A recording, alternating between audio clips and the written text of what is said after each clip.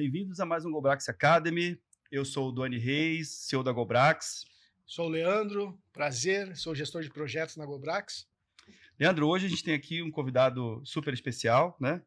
Estamos aqui com Ramires Prevedelo. Ramires, que tem uma longa experiência na área de logística, supply chain de uma forma geral, especializado na área de controladoria, S&OP, vai falar um pouco sobre isso. Gestão de projetos como um todo, né? Mas aqui a gente tem alguém que vai falar muito da visão do frotista, né? Do dono da frota, do embarcador. E é um prazer te receber aqui, Ramires, seja bem-vindo. Seja bem-vindo, Ramires. Boa tarde, o prazer é meu. Obrigado, Duane, obrigado, Leandro.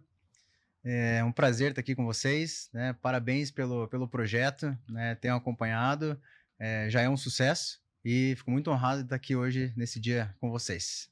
Legal, legal. Seja muito bem-vindo, né? Nosso bate-papo aqui, que a gente tem trazido um conteúdo de alta qualidade para quem nos assiste e para quem nos escuta também. Novamente, um prazer estar contigo aí. E eu gostaria de saber um pouco mais sobre o Ramires, né? Teu trajeto profissional, o que te moldou, né? Essa pessoa que você é, esse profissional fantástico que você é. Bacana. Minha história... Sou jovem, mas minha história é longa, né? Já tenho 20 anos de carreira. Comecei muito cedo já na área de logística, na área de transportes. Desde que eu entrei na faculdade, né? Sou formado em administração. Então, entrei quando eu tinha recém feito 17 anos. E meu primeiro objetivo traçado foi entrar numa grande empresa, né? Com foco em entrar numa grande empresa, poder me desenvolver, poder crescer. E consegui, né, logo de cara, né, um estágio para trabalhar na antiga América Latina Logística, né, hoje Rumo Logística. É uma empresa, né, com base ferroviária, mas naquela época ainda tinha todo o transporte rodoviário, fazia parte ainda da ALL. Mas os primeiros 8 anos da minha carreira não foram diretamente na operação, não foi na logística, né, foi na área financeira e controladoria. Então, minha base de formação é financeira e controladoria. Então, logo que eu entrei, né, nessa oportunidade, sabia que era uma empresa, né, que tinha uma oportunidade de crescimento, de desenvolvimento, né, com muita cobrança por meta, por resultado, mas também, né, quem conseguia, né, se manter na empresa tinha uma ascensão muito rápida na carreira. E assim foi comigo também, né, consegui de estagiário, em pouco tempo já subiu, já ser efetivado, 6 meses depois subi mais um nível. E entrando, né, entrei na área de transportes. Minha primeira atividade foi na área de transportes. Naquela época tinha uma operação muito grande, né, que a ALL fazia, que era a distribuição da Ambev. E eu era responsável por todo o faturamento do negócio rodoviário. Então tinha Ambev, tinha outras operações como Unilever, Renault, todo o segmento automotivo. Então, eu fazia o faturamento e geria a carteira de cobrança, de recebimento desses clientes. Então, ali, né, já me encantei por transporte, por logística, mas de uma forma, né, sempre por trás, né, dos bastidores, sempre vivendo a teoria.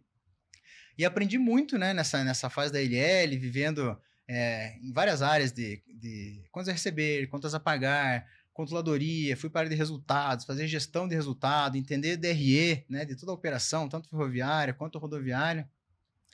E foram 5 anos ali muito, muito intensos. Saí, né, durante o período, resolvi como um bom administrador, né, resolvi assumir um desafio numa indústria, né, entender como era, ainda na controladoria. Ramires, e essa época de ALL, que ano era quando você entrou lá? Foi 2006, início de 2006. O GP Investments já era investidor da ALL nessa época? Já. Então, foi um momento de muita transformação na empresa. Muita transformação, né? O grupo 3G, né, entrou muito forte. Então, aquela cultura, né? Perdão, eu falei errado, não foi o GP Investment, então foi o 3G, que é do mesmo grupo. Grupo 3G, Exato. Exatamente. Jorge Paulo Leman e companhia, né? Beto Sicupira e Marcel Teles. Você já leu O Sonho Grande, então? Sonho Grande. Então, tem que ler O Sonho Grande. Para quem não leu ainda, livro Sonho Grande, maravilhosa história do triunvirato ali, Jorge Paulo Leman, Beto Sicupira e Marcel Teles, né? Isso aí. E, né, essa cultura, né, que é uma cultura... Era uma cultura um pouco, assim, agressiva por resultados, né, mas a gente tira muitos aprendizados, né, de qualquer empresa, qualquer experiência tem que aprender coisas boas, né, e as dificuldades também, você saber lidar, muitas coisas você aprende a como não fazer ou fazer diferente, né? E essa experiência me fez crescer muito, mas também, né, me moldou, né? O meu perfil de liderança foi moldado a partir dali, aprendendo coisas muito positivas como coisas que eu deveria fazer diferente. Né? Então, eu sempre naveguei, né, em todas as companhias que eu trabalhei, né, com um perfil nem um pouco agressivo, perfil sempre direcionador, conciliador, de conseguir extrair o potencial das pessoas, mas de forma sempre, né, muito respeitosa, de forma que as pessoas me respeitavam porque eu sempre consegui ser exemplo nessas companhias. Então as pessoas muitas vezes perguntam, nossa, mas você trabalhou 5 anos na LL, né, naquela cultura que era muito forte, né, e o teu perfil é totalmente diferente. Realmente é. Né, e acho que esse que é o meu diferencial, porque todas as companhias que eu passei, né, foi com esse meu perfil, né, diferenciado, né, de saber lidar, saber ouvir, saber entender as pessoas, saber entender a necessidade, o problema, resolver o problema. Então foi uma vivência muito, muito bacana. E eu acho importante isso que você comentou, a gente vai subindo degrau por degrau na empresa, né? E eu acho que a grande dificuldade hoje da gestão, né, partindo um pouco para a gestão, é a ansiedade do pessoal mais novo, né? Porque na nossa época aqui, né? O Ramires é um pouco mais novo, né? Pô, na nossa época me deixa muito, me sentindo muito velho. Então, né, mas eu digo assim, o que é? Você começava lá como estagiário, enfim, você ia galgando aos poucos até chegar a uma direção. Enfim, você transitava por todos os setores da empresa, tinha esse conhecimento até chegar lá. Hoje eu sinto que a gurizada mais nova, ela chega com aquela ansiedade que, cara, eu já quero ser gestor, eu já quero ser coordenador, enfim, mas não tem esse conhecimento. Eu acho que isso é uma grande dificuldade hoje que o gestor tem de centralizar e colocar na cabeça, né, da juventude hoje. Cara, tem que ser com calma. Eu acho que está tudo muito rápido. Essa ansiedade acaba atrapalhando um pouco também, tu não acha? Leandro, é uma geração que é diferente, né? A comunicação muito mais rápida, a informação muito mais rápida. Então, é uma geração muito mais imediatista. E eu lembro quando eu comecei minha carreira, eu tracei um plano, né? Logo que eu entrei, tive uma gestora, né, que me ajudou me orientou, me direcionou, falou assim, você tem que traçar o teu plano de carreira, você tem que saber onde é que você vai estar, onde é que você quer estar daqui 1 ano, daqui 3 anos, daqui 5 anos. E eu sempre pensei dessa forma e sempre tracei meus objetivos, definindo, né, uma meta, aonde eu queria chegar e me comportando já daquela forma, né? Como que eu vou ser um coordenador? Né? Como que age um coordenador? Como que ele se veste? Como que ele se porta numa reunião? Como que ele apresenta, né, um resultado, algum material? E eu sempre, né, buscava, né, agir já daquela forma. Só que para isso você tem que ter paciência, né? Você tem que ter paciência, você tem que buscar conhecimento, você tem que estar cercado de pessoas, né, que vão te ajudar e que vão te orientar a traçar seus objetivos. E hoje, né, com toda a velocidade da informação, acho que a gente, né, o público mais jovem, estão um pouco menos paciente, né? Então querem tudo muito rápido, né? Querem apenas, né, crescer, subir mais um degrau, mas não estão preparados. E falta também, eu vejo que falta muito traçar esses objetivos, né? Acho que o segredo é você traçar o objetivo, você ter claro onde você quer chegar e delimitar esse tempo, né? Dar um tempo para você se desenvolver e você crescer. Eu percebo também, você usou esse termo, né? Falando de carreira, onde você queria estar na sua carreira. E as pessoas às vezes confundem o trabalho com a carreira. O trabalho é o que você está desenvolvendo naquela empresa naquele momento. E a carreira é o plano que você desenvolve para os passos que você quer atingir na linha do tempo, que dependem do teu esforço, do teu trabalho, depende do reconhecimento da empresa, mas depende também da maneira como você se prepara para posições que você gostaria de alcançar. E aí essa visão de carreira traz para as pessoas um pouco esse papel de planejamento, de visualização, como você falou, de se portar já numa nova posição, de perceber como um líder se comporta e, de alguma maneira, aprender com aquela experiência, com aquela convivência. Né? Perfeito, Duane. E um ponto assim que eu sempre falo, que eu ensino até os meus filhos, né? Desde pequeno, né? Geralmente a gente começa uma atividade, começa um trabalho, Às vezes a gente não tem um conhecimento necessário para aquilo ali, mas tudo é possível, né? Tudo é possível você buscar, você aprender, né? A gente faz o que a gente quer fazer, né? O que às vezes a gente sonha, mas aquele sonho parece tão distante, mas buscando conhecimento, buscando, né, um aprendizado, como eu falei antes, se cercando de pessoas, né, que vão te dar, né, aquelas informações, vão contribuir com o teu desenvolvimento, eu acho que é a grande chave, assim, do sucesso, né? Perfeito, perfeito. Agora, a gente voltando para a cadeia logística agora, né? Sai um pouco Ah. não sai da gestão, mas a gente vai para a área da logística. Dentro do Madeiro, né? Que é onde você teve também uma passagem por lá muito bonita, né? E qual que foi a tua principal dificuldade? Hoje a gente está falando, o Madeiro tem quantos pontos no Brasil inteiro? Hoje são 277 restaurantes, né? Isso. São 277 pontos de abastecimento. Perfeito. E como que você fazia essa gestão de, pô, manda para cá, manda para lá, abastece aqui?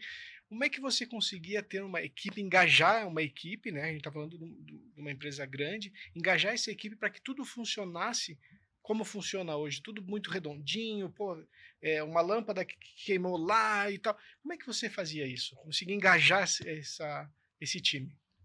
Vamos lá, o Madeira ela é uma empresa, né, 100%, né, verticalizada. Então a operação, tudo se concentra, né, num ponto, né, e dali abastece, né, o Brasil inteiro, né, essas 277 operações hoje que a companhia tem. E quando eu entrei, né, achei muito curioso que a logística, a operação, ela funcionava muito bem, mas funcionava de acordo com aquelas pessoas que estavam ali, né, com o conhecimento que estavam naquelas pessoas, né, pessoas profissionais que já tinham 10, 12, 15 anos, né, de companhia. E o momento que muda uma peça, né, que sai uma pessoa, aquele conhecimento, né, aquele processo, ele acaba se perdendo. Então, o meu primeiro, né, desafio e o que eu construí, né, dentro da logística do Madeiro foi colocar gestão, né, processos, controle, sistemas, né, ferramentas que dessem essa visibilidade, né, de monitorar desde a saída do caminhão até o retorno dele. E a operação do Madeiro é muito complexa, né? Além de abastecer todos os restaurantes, todos os caminhões voltam carregados ou com matéria-prima de fornecedores ou com uma logística, né, reversa de recicláveis, de balde de óleo. Então, você tem que gerenciar essa cadeia, né, do início ao fim.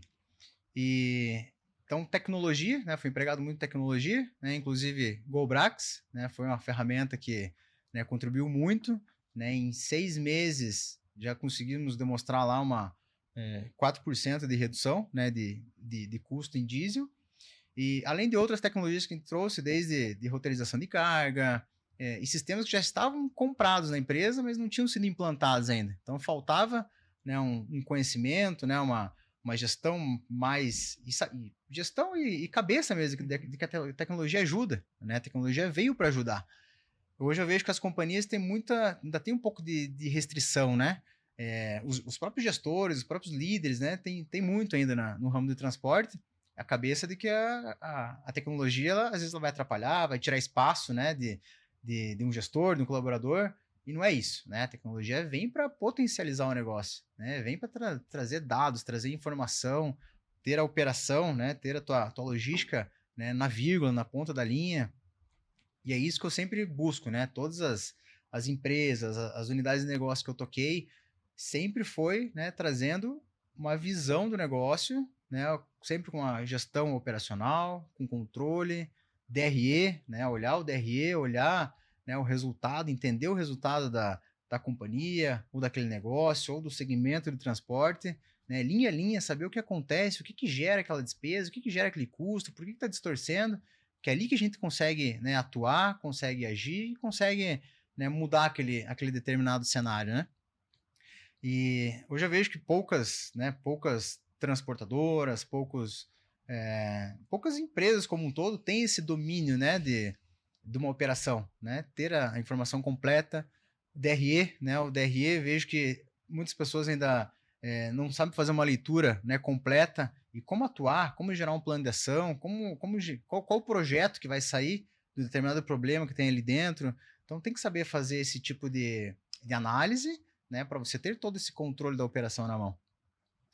E então o que eu consegui construir, né, olhando assim no primeiro ano, né, dentro da logística, né, foi isso, né? Hoje chega lá no Madeiro, tem 3 telas lá de 70 polegadas, né, com todos os indicadores, né, com a operação em tempo real, né, funcionando, rodando, e qualquer distorção, qualquer problema, qualquer coisa que saia do eixo, né, já consegue atuar rapidamente.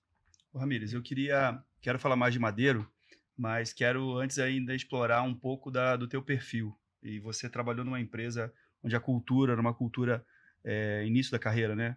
Na LL, uma cultura de resultados. Eu trabalhei numa empresa investida pelo GP Investments, que tem uma cultura muito parecida. E eu acredito que essa fase da minha vida foi a fase onde eu mais aprendi sobre a caixa de ferramentas do que é liderança, do que é ter embasamento numérico, olhar e tomar decisões com base nos dados da companhia e etc. E eu me lembro que nessa época da minha vida eu precisava desenvolver muito bem todas as competências que um líder precisa desenvolver. E a empresa ajudava nessa preparação também. Então, a gente teve lá, imagino que deve ter tido na LL também, toda a consultoria do Vicente Falcone, gestão por diretrizes, toda a base orçamentária, distribuição de metas. Então, fica mais fácil, né? Principalmente para quem gosta de ser mais numérico, ter esse embasamento. E isso me acompanhou ao longo da minha vida. Eu acho que aquele aprendizado que eu tive nessa oportunidade, foi na Sascar, na ocasião, eu carreguei comigo para tudo que eu fiz a partir dali. Né? Faz sentido para você? Total sentido, né? Eu sempre falo que hoje eu toco operações, toco grandes operações, mas a minha base ela é totalmente financeira, né? Então esse olhar financeiro, esse olhar de meta, esse olhar de ter indicadores, de olhar para resultado, ele com certeza ele me ajudou a alavancar minha carreira, né? E chegar, né, onde eu cheguei hoje. Quando eu saí da LL, eu fiquei, na verdade, 1 ano fora, né? Fui para a indústria e acabei sendo convidado a voltar, né, para a ferrovia, mas um novo negócio, né? A LL acabou segmentando, né? Criou a Ritmo Logística na época, segmentação do rodoviário, criou a Brado para segmentar o transporte de container na ferrovia, e a LL ficou com o Granel. E aí nessa passagem na Brado, né, foram mais 5 anos aí de ferrovia, aí peguei uma transição, né, entre cultura LL e já a cultura Cosan, né, totalmente diferente, uma cultura mais de sustentabilidade, longo prazo, então diferente, então peguei meio a meio, né, nesses 5 anos aí de Brado, mas a transição da minha carreira, onde eu saí de financeiro, controladoria e fui de fato para operação, foi na Brado. Né, e chegou um momento, né, fui como controller, né, na época, né, para dar visibilidade de todo o resultado ferroviário, o resultado intermodal, né, que chamava, né, o rodoviário com o ferroviário mais os terminais de apoio. Então, desenhar aquilo ali, mostrar para a diretoria como que se comportava aquele resultado, o que gerava, como que gerava o faturamento, em qual momento, quando que entrava as despesas, custos. Então, eu que era o responsável por gerir todo o resultado, e dar essa visibilidade prévia de fechamento, como que vai fechar o mês, fechar o trimestre, semestre. E aí foram 2 anos de construção, né, dessa base de controladoria, até que uma diretora minha chegou e falou: Ramires, acho que está no momento de você ir para uma operação. Você conhece tudo por trás, você sabe como é que funciona linha a linha, você sabe o que gera, o que é o impacto, você sabe como resolver, né, você direciona os gestores. Então, na hora de você vivenciar isso na prática. E aí que me surgiu a oportunidade de ir para o negócio, né? Cair na operação. Negócio, cair na operação de fato. E aí caí... Sair do ar-condicionado, aí. Parar de direcionar o que tem que ser feito e passar a ajudar a fazer também. Exatamente. Mudança totalmente, né, drástica na minha carreira, mas sempre tive uma habilidade com pessoas, né? Essa habilidade financeira, entendia, né, como funcionava na teoria, e o desafio foi colocar tudo aquilo em prática. E aí entrei e me apaixonei, né? Aí não saí nunca mais. Então hoje... Que posição é essa que você foi na ocasião? Eu fui como gerente de unidade, que era uma unidade de armazenagem, e aí em pouquinho tempo assumi toda a regional do Paraná. Que daí era o terminal, a unidade de armazenagem, o terminal ferroviário, e mais os outros 4 terminais que faziam parte da Regional do Paraná. Para quem não tem ideia do tamanho dessa operação, fala um pouco da Brado como um todo, tamanho da companhia, em número de operações, por exemplo. A Brado hoje cresceu muito, né? Mas hoje está o dobro, né, do período quando eu trabalhei lá. Mas na época, a operação do Paraná, né, ela embarcava 3.000 containers mês. Então, o principal ponto de origem é Paranaguá, né, a subida do container vazio. Então, subiam todos os containers vazios. Então, ali eu já era responsável por todo esse planejamento, né, de fazer a distribuição correta dos containers vazios. Contratar as pontas rodoviárias, né, para mandar até as plantas, né, para carregamento para os clientes, né, ou na minha unidade de armazenagem, que também fazia o carregamento ali, e aí fazer a conciliação, todo o planejamento dessa descida, né, que daí a ferrovia é uma só, né, então conciliar a descida de todos os containers de volta para exportação. Então, uma operação fantástica também, a Brado foi, assim, um case, né, muito grande, de sucesso, que eu adoro, tenho orgulho de ter trabalhado lá, de ter contribuído com o crescimento, com o desenvolvimento. E hoje, né, o foco está na ferrovia, então saiu um pouco dessa parte da armazenagem, da unidade de serviço, o foco está hoje no transporte, na especialização mesmo da logística de container, né, que é um mercado muito grande e era pouco explorado. Então, hoje a Brado já está com a operação double stack, né, com 2 containers em cima do mesmo vagão. Então, a operação já deve estar lá com 7.000 containers mês. 7 para 8, imagina. Tá? Próximo disso, a última vez que eu vi. E é interessante o que você falou hoje, a questão dos dados, né? Está cada vez mais trabalhando com as empresas, para as empresas com dados, né? Qual que é a dificuldade hoje que tu vê para a empresa colocar isso a rodar, né? Por exemplo, dentro do transporte, eu entendo que, cara, eu tenho um controle, eu sei a minha média, eu sei o meu consumo, mas realmente nas entrelinhas ali, né? Qual que é a dificuldade que os transportadores estão tendo com isso? Na tua visão, né? O que isso gera um grande impacto também lá na ponta, né, na economia, porque eu tenho transportador que olha a média, olha quanto que eu gasto de pneu e tal, mas cara, quanto realmente aquele quilômetro litro vai impactar na minha tabela de frete? Pô, eu preciso trabalhar isso para um reajuste, como que eu vou trabalhar isso? E às vezes não tem essa qualidade de dados que tem. E aí a tecnologia vem para ajudar dessa forma. É como o Doni falou, a gente tem um mercado muito old school ainda, né? Que ainda faço na planilha, ainda... Cara, e o que tu acha que a gente poderia fazer para que ampliasse essa visão de dados para as empresas? Sabe, Leandro, eu acho que estamos no momento, né, que as empresas, as transportadoras, elas estão enxergando essa importância.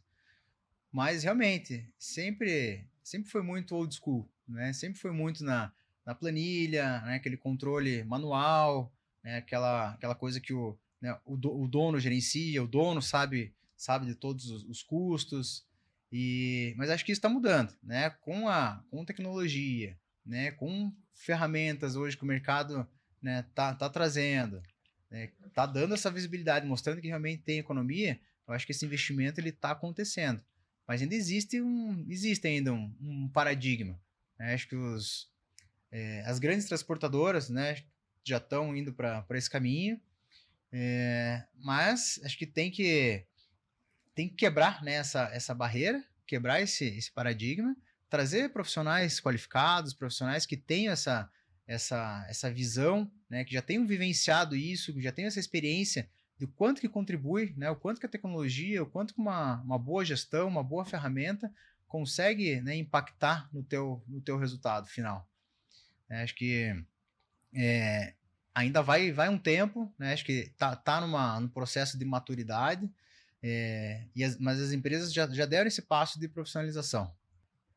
E as empresas e as transportadoras, né, entendendo, a hora que coloca uma plataforma, coloca uma ferramenta dessa para rodar e começa a enxergar os primeiros resultados, aí começa a investir.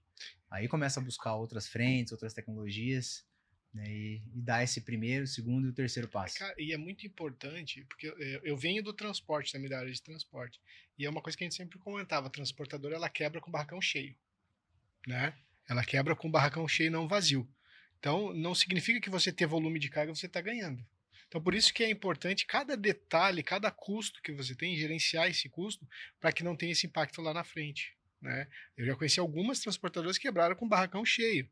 Tá, mas o cara tinha cliente. Cara, mas a gestão não era feita de uma forma adequada, né? Então, a tecnologia ela vem para olhar as entrelinhas e ajudar isso. Só que o mercado, principalmente no transporte, aquilo que a gente volta a falar do old school, esse paradigma é muito difícil de você quebrar. De mostrar, por mais que você comprove que aquele resultado é o que ele precisa, ele ainda fica meio receoso. Não sei se concorda comigo, Dani. Eu vejo que tem várias empresas têm esse comportamento, mas eu percebo também que essas empresas já têm um desafio de permanência no mercado e de permanência das margens operacionais, porque quem não faz gestão das informações, dos dados, acaba, de certa forma, ficando para trás em relação ao que outras empresas conseguem desenvolver. E essa transição, ela às vezes, se pega a história de uma transportadora, as lideranças da transportadora são pessoas que viveram etapas operacionais e muitas vezes a formação delas em dados, por exemplo. Quando eu digo dados, eu não estou falando de uma formação tecnológica, né? Uma formação de ser orientado a tomar decisão com os dados. Ela acaba não sendo utilizada. E eu percebo que as empresas começam a trazer outras pessoas de outros mercados, de mercados similares, que tenham essas experiências, e essas pessoas com espaço, com patrocínio da empresa, no sentido de dar liberdade para que essa liderança possa se desenvolver. Aí sim, começa a mudar o patamar de informação, e ao mudar o patamar de informação, você ganha um nível de consciência maior, e ao ganhar um nível de consciência maior, você começa a extrair resultado, né? Então, qualquer processo de análise de dados tem uma fase escura, que será que eu vou conseguir dedicar tempo a isso? E isso vai de verdade gerar algum valor para o meu negócio, né? Eu cada vez mais tenho falado sobre isso. Eu acredito que a gente tem que afirmar para essas pessoas. Eu afirmo para você que ao conhecer mais sua operação, com mais dados, você vai ter mais resultados. E a partir daí, a própria empresa ganha musculatura e força para fazer os próprios movimentos. Então, eu acho que tem, como você falou, concordo com você que ainda tem uma quantidade grande de empresas que pensam dessa forma, mas eu acho que também estão com os dias contados. Assim, isso vai mudar e está mudando rápido. Perfeito. E até um desafio que você deve ter passado dentro do Grupo Madeiro foi esse, porque o foco não é o transporte, o foco é a indústria. E às vezes você não tem aquela verba adequada para o transporte, porque meu foco é outro. E eu acredito que você passou por esse desafio também. Cara, a logística é importante, mas não tão quanto o meu produto. Perfeito. A logística... Não é o negócio principal, né, Leandro? Exato. O negócio principal é o restaurante atendendo o cliente, não o transporte necessariamente. É a qualidade e o atendimento ao cliente. Por mais que seja uma empresa totalmente verticalizada, mas a logística ainda é vista como custo, como despesa. Acessório. Acessório. Ela tem que funcionar com o recurso que ela tem. Então, existe muito essa dificuldade.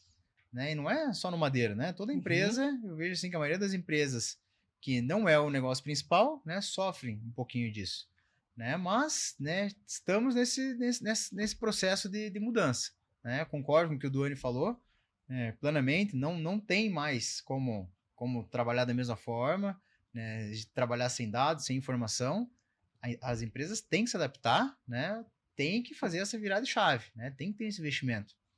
E uma forma muito legal de fazer isso acontecer é fazendo projetos pilotos, Faz um pequeno projeto, vamos implantar aqui num pedacinho da operação, vamos implantar uma ferramenta em um caminhão, medir como que ele funciona, qual o resultado que ele traz, quais foram os ganhos, e aí com isso a empresa ganha confiança, consegue mostrar aquele resultado e começa a aumentar esses investimentos e iniciar esse processo de transformação. Então, acho que esse que eu gosto de trabalhar dessa forma, acho que é um caminho bom, sempre implantando pequenos projetos, e esse projeto vai ganhando corpo, na hora que você vê, você já está com outro nível de negócio, de informação, de gestão, e dá certo, e funciona. Miris, ficou claro para a gente o quanto você racionaliza na hora que está diante de um desafio, Então, você entende os dados, você coloca a bola no chão, vamos chamar assim, e começa a operar aquilo ali para fazer a transformação. E me parece também que você é um cara que tem muita aptidão para transformações, né? Então, o Projeto Madeiro foi assim, o projeto da Brado foi assim, o projeto LL também, são projetos que a movimentação sobre a maneira como o trabalho é feito, ela está acontecendo com velocidade, né? E você falou também sobre o momento que foi virada de chave na tua carreira, que foi desenvolver a liderança na operação, né? E você falou muito sobre desenvolver os resultados a partir das pessoas, com as pessoas, né? Como é o Ramires liderando pessoas? Se eu perguntasse para um liderado seu assim, me fala aí do Ramires, o que você acha que ele diria? Boa pergunta aí, Dani. Duro, cobra muito. Mudança de chave, né? Foi sair de uma equipe de 10, 12 pessoas, né? Para assumir uma operação com 150 pessoas, né? Com 3 gerentes, 4 supervisores, né? Abaixo. Então, um escopo totalmente diferente. Mas eu sempre tive, né? Sempre tive essa habilidade. Mesmo sem atuar, eu sabia que eu conseguia liderar pessoas, grandes times, que eu tinha isso dentro de mim, né? Que a hora que eu caísse num desafio desse, eu iria dar conta. E o meu perfil ele foi se moldando ao longo do tempo. Eu vou contar uma história para vocês daqui a pouco, que eu descobri o meu perfil através de um grande mestre em educação executiva, né? Que é o Pedro Mandelli, quando eu participei de um treinamento com ele na Fundação Dom Cabral. Ele explicando as técnicas, explicando perfis de liderança, eu falei, opa, acho que aqui eu me achei. Mas voltando um pouquinho, já continua essa história, eu vejo assim, a liderança tem 4 pilares principais, né? E qualquer colaborador meu, né, que você perguntar, eles vão falar, a primeira coisa básica, que parece até clichê às vezes, mas é a liderança pelo exemplo, né? Falar e agir, né, da mesma forma. Então, o Ramires profissional, o Ramires líder, é um profissional que gosta de ser realmente o espelho, né, para a equipe. E a minha equipe ela acaba se moldando no meu estilo de liderança. Não sou um cara duro, né, de cobrança forte, mas eu gosto de cobrar resultado, entrega, né, prazos, né, o acordado, né, tem que ser cumprido. Né? Não cumpriu? Puta, a gente vai conversar, a gente vai montar um plano, né? Vai ter uma segunda chance, às vezes até uma terceira. Né? Eu sou muito paciente, mas eu gosto de ver o resultado, né, acontecer. Então, a liderança pelo exemplo é o primeiro pilar que eu chamo. O segundo pilar, né, que isso eu me baseio muito, isso eu aprendi, né, ou me identifiquei muito com o professor Pedro Mandelli, é ter uma liderança entendendo a sua equipe, né? Se você não conhecer a tua equipe, você não vai conseguir entregar bons resultados, você não vai conseguir gerar uma equipe de alta performance, não vai conseguir potencializar, né, o que esses profissionais, né, já fazem bem, não vai conseguir corrigir, né, as dificuldades dessas pessoas. E o professor Pedro Mandelli sempre tem até um livro dele, Liderando para Alta Performance, que ele fala dos 4 Qs, né, os 4 quadrantes de profissionais. E eu sempre trabalhei dessa forma, né, identificando qual que é o momento de cada profissional, como que está esse profissional, ou como que ele está nessa atividade específica nesse momento. Né? Às vezes tem um cara extremamente motivado, que quer entregar, mas o cara não tem um conhecimento específico para aquilo. Às vezes você tem um cara que é motivado, conhece um pouco, mas precisa de treinamento. Você tem outro profissional que já é um cara que faz sozinho, mas você precisa estar ali falando para ele fazer, para ele entregar. E você tem aquele cara que já está no último quadrante lá, que é o cara independente, que você tem que só desafiar. É o próximo a ser promovido porque já tá indo bem na esteira. Exatamente. Então, meu perfil, fala assim, meu perfil é desafiador, meu perfil é de orientar, é de direcionar. Cara, eu aprendi e sempre trabalhei dessa forma e comprovei, né, com o professor ali, que depende do momento, né? Depende do momento da empresa, depende do momento do profissional. Então, você tem que se adaptar, né, ao momento, você tem que saber orientar aquele colaborador quando ele precisa de ajuda, quando ele está começando. Você precisa desafiar o cara que já está pronto, né, o cara entregar mais, senão o cara entra numa zona de conforto, ou o cara se desmotiva, ou o cara vai buscar uma outra oportunidade fora. Então, o segundo, né, pilar que eu vejo é esse, né? Conhecer o teu time, que aí você vai conseguir realmente desenvolver cada um como tem que ser feito. Acho que o terceiro é treinamento, é o desenvolvimento, é o feedback, né, constante. também parece ser muito básico, né? Principalmente quando você fala de feedback, né? Mas eu vejo até, passei por grandes empresas que tinham programas estruturados de desenvolvimento, de feedback, e a dificuldade que era para os gestores, né, fazerem, né, concluírem os feedbacks com as equipes, né? Então tinha que ficar muito no pé. Eu, com os meus gerentes, sempre, a vida inteira, tive que cobrar muito. Feedback é importante, tem que parar, tem que sentar. É o feedback do dia a dia, é o feedback estruturado, mas, cara, tem que acontecer o feedback. Então, são alguns pilares, assim, de liderança que eu tenho, né, comigo e sempre funcionou. E por onde eu passei, eu consegui entregar bons resultados, gerar valor para a companhia, desenvolver, gerar essas equipes de alta performance. E toda vez que eu saí de uma empresa, sempre foi assim para deixar a saudade, né? Que a equipe fala, pô, o Ramires vai sair, né? E naturalmente, né? A gente muda de empresa, né? Tem aquelas pessoas-chave que você leva junto, que você chama, né? E eu sempre escuto, né? Ah, quando tiver uma oportunidade, me chama que eu quero trabalhar com você de volta. Então eu vejo que eu tenho um perfil assim de líder que eu me considero um líder inspirador, né, que eu consigo, né, desenvolver e consigo extrair o máximo potencial assim, das pessoas. E o quarto pilar? Falei de 3, né? Falou de 3. Falei de 3. Liderança pelo exemplo. Conhecer as pessoas. Conhecer as pessoas. Treinamento. E desenvolvimento. 3, cara. Ficando 3. Corta essa parte aí. Que eu tinha separado 4 em Treinamento, desenvolvimento e feedback.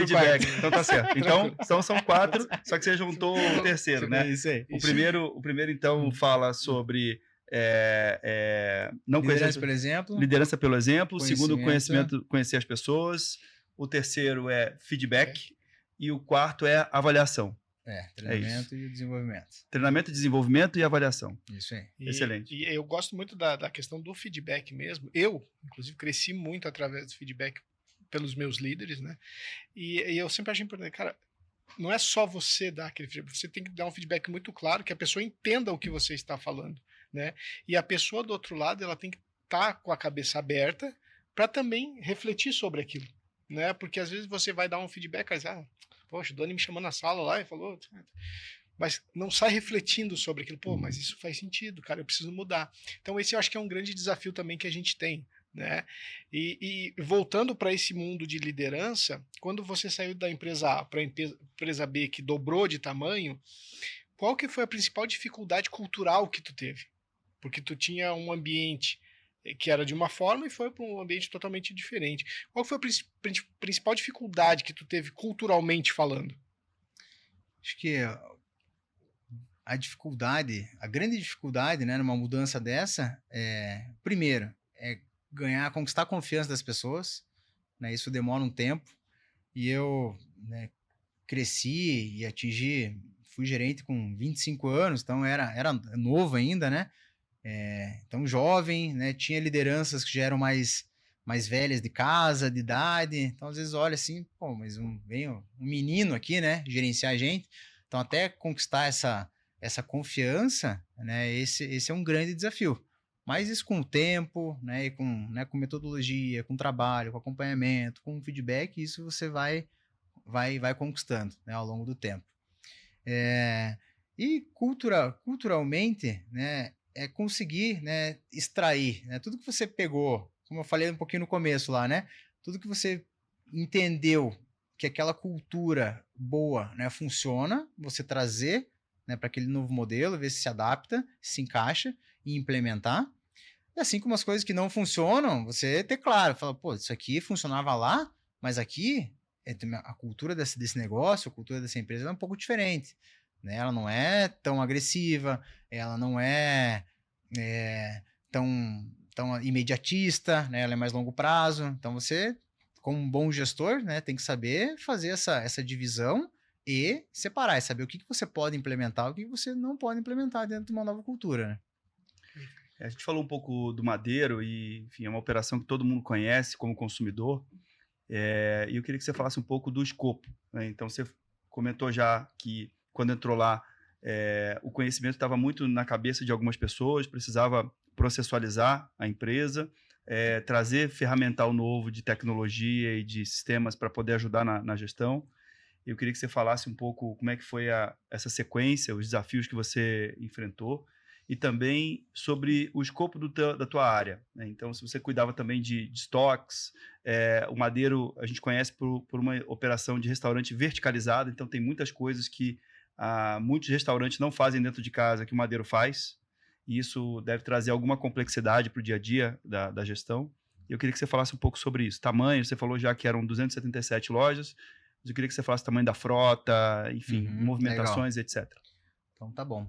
Minha cadeira do Madeira, ela era uma cadeira grande, né? Quando eu entrei na companhia foi para construir uma área de supply chain, porque não existia ainda, foi uma diretoria nova, né?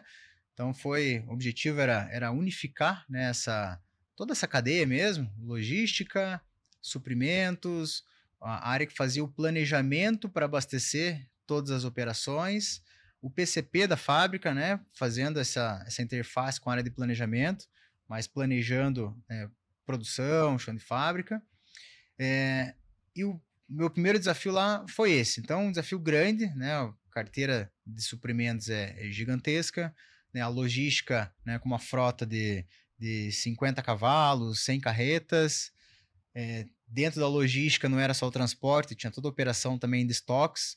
Então, toda a operação ela é centralizada, né, hoje ali em Ponta Grossa. Então, toda a compra é centralizada lá e distribuída com os caminhões também. Então, toda a produção, todos os itens produtivos são feitos em Ponta Grossa. E aí, todos os itens que são considerados revendas, né, também a compra é centralizada lá e carregado junto no mesmo veículo. Então, uma operação totalmente diferenciada, né? Porque num caminhão carregava congelado, resfriado e produtos secos, né? Então, toda essa gestão de estoque, tanto de seco, tanto o congelado, que daí é uma câmara robotizada, né? Uma tecnologia, cara, admirável, né? Só a Amazon tem aqui um CD desses igual do Madeiro. Então, foi o primeiro CD robotizado congelado, né? Que foi feito no Brasil, foi esse do Madeiro. E aí toda a parte de planejamento como um todo, né, aí que veio a implantação do processo de S&OP na companhia, né, também ter tudo mapeado, cada área, cada setor ter a sua etapa bem definida, seus processos bem definidos, seus prazos bem definidos, para que toda essa cadeia logística funcionasse muito bem. E fazer um registro do claro, S&OP para todo mundo entender Sales, Operation e Operation Plan, né? Quer dizer, é você pegar toda a demanda de consumo de uma determinada ponta e traduzir isso nos níveis de estoque e na distribuição. Então, essa é a ideia, tá certo? isso aí. Resumindo, né, trazendo para o português, né, todo o planejamento produtivo, operacional e financeiro. Então, ter essa visão, né, de tudo que você precisa, desde comprar a tua matéria-prima, né, até você, né, abastecer a tua unidade ou teu ponto de entrega. E ter isso, né, mapeado, né, cada etapa, né, bem calculada, ter as reuniões, né, com todas essas áreas envolvidas, né, para fechar as reuniões de consenso, ver se aquele plano está aderente, se é possível cumprir, se todas as áreas conseguem atender, né, aquele planejamento que foi feito. E aí o Madeiro trabalha com um planejamento muito curto, né, que é semanal, mas, né, sempre fazendo uma visão semanal, mensal e trimestral quando é possível, né? Esse cenário ele muda muito, mas pelo menos o cenário, né, o semanal e o mensal, isso é feito muito bem. E aí o escopo, então, quantas pessoas na operação? E aí, Separando essas áreas, né? Porque eu entendi que você fazia o planejamento, você tinha o time de transportes separadamente nos 50 cavalos e 100 carretas, e tinha também a gestão de estoques. Fala um pouquinho isso aí. quantas pessoas. Então, essa estrutura é a estrutura de supply chain. Então, ali tinha 200, 170, mais 30, 200 funcionários nessa equipe de supply chain. E aí, eu assumi também a planta industrial. Então, todo o processo produtivo, né? Todas as fábricas, né? Que daí cada fábrica é uma produção de um produto. Uma fábrica de hambúrguer, uma de pão, outra de produtos diversos, outra só de produtos suínos, o bacon, outro só o frigorífico, carnes e frangos. Então, cada fábrica, né, tem a sua responsabilidade E eu, né, com esse trabalho feito no supply chain, assumi a indústria e aí meu time foi para 700 pessoas, arredondando. Então, um time grande, né, 13 gerências, então todas as áreas que faziam parte do negócio. Então, desde a parte de produção, higienização, tinha responsabilidade sobre qualidade, manutenção, segurança patrimonial. Então, tudo que envolvia a planta, né, estava sobre a minha gestão. Então, uma operação, né, muito grande, mas foi muito importante para conseguir conectar, né, o supply com a indústria. Então, eu tinha toda a cadeia logística, né, consegui fazer um modelo que eu tinha tudo na mão, né, desde o início, realmente, desde a compra da matéria-prima, e aí sim, né, passar por todas as etapas das áreas de suporte, a produção acontecendo, a logística e a entrega. Então a cadeia fechou, né, quando assumi essa cadeira também da indústria.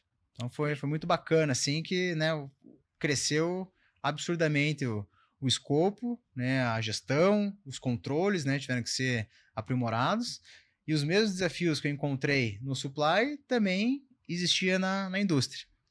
E em pouco tempo também, né, consegui dar essa visibilidade, ter esses controles, ter essa gestão, né, na mão, né, porque com dados, com informação, a gente consegue tomar decisão. Sem dados era muito difícil.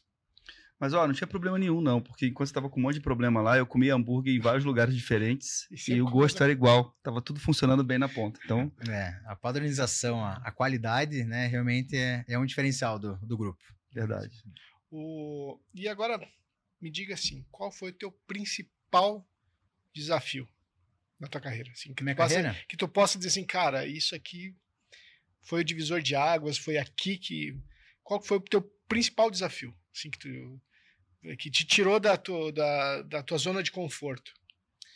Tem um desafio, a gente nem falou ainda, né? Mas quando eu saí da Brado, eu saí para assumir um desafio muito maior, uma operação, várias operações, na verdade, muito complexas, né? Que foi quando eu migrei para o agronegócio, né? Que é um setor que eu gosto muito.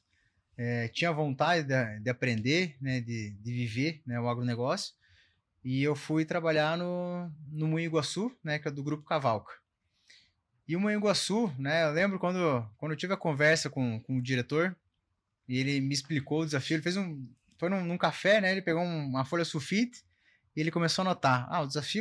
Tem um desafio aqui que é cuidar de toda a distribuição dos insumos agrícolas, toda a compra de fertilizante, distribuição de fertilizante, toda a operação de grãos. Tem 18 unidades de grãos, tem um terminal em Cascavel, estamos construindo 2 terminais ferroviários em Paranaguá. Você vai me ajudar a terminar, de construir os terminais, desenhar todo o fluxo de operação. Tem uma operação de tratamento de sementes, que é uma unidade industrial. Tem toda a parte de infraestrutura, né, que você vai cuidar, expansão, novas lojas. Aí foi fazendo aquele mapa, aquele papel, né, eu falei, cara, que desafio, né? Brilhou o olho e aí até brinco com ele até hoje, né? Falo, legal, cara, o desafio é grande, mas eu não entendo nada, não conheço nada de soja, de milho, de trigo, nunca vi na minha vida. Ele falou, cara, o que eu preciso é alguém que tenha gestão, alguém que tenha um modelo, né, alguém que consiga implementar, né, fazer todo esse processo, né, rodar e com as pessoas que a gente tem hoje lá, né, que são profissionais bons, profissionais que estão dentro de casa há bastante tempo e a gente precisa fazer esse negócio funcionar. Falei, cara, sendo assim, né, tô dentro. Então, mas com friozinho na barriga, natural. Friozaço na barriga, né, um friozão, porque de fato um negócio novo, né, mas tinha muitos na cabeça, né, não conheço de soja, milho de trigo, mas conheço de caixa de frango, de caixa de container, né, então muda o produto, né, mas o jeito de fazer, ele é o mesmo, né, e o conhecimento técnico a gente consegue adquirir. Eu sempre pensei assim, né, que o conhecimento técnico a gente vai buscar, né, agora sabendo fazer, sabendo gerir, ter controle, buscar dar resultado, ter indicador, saber onde atacar, desenvolver o time, fazer o time trabalhar, né, para aquele objetivo que a empresa precisa, né, saber engajar esse pessoal, né, vai dar certo. E eu fui com essa cabeça, né, e foi um grande desafio, porque era uma empresa familiar, só que ela estava no momento de profissionalização, estava buscando a profissionalização, os fundos de investimento, né, estavam de olho em todas essas empresas, né, de distribuição de insumos, e a gente sabia que a gente precisava se profissionalizar, porque senão ia ficar para trás, né, esse negócio estava se consolidando, né, em grandes players, né, grandes fundos, comprando muitas empresas e se consolidando como grandes negócios. Então, a única forma era se profissionalizar, era ter um modelo de gestão e também crescer, né, a princípio com as próprias pernas.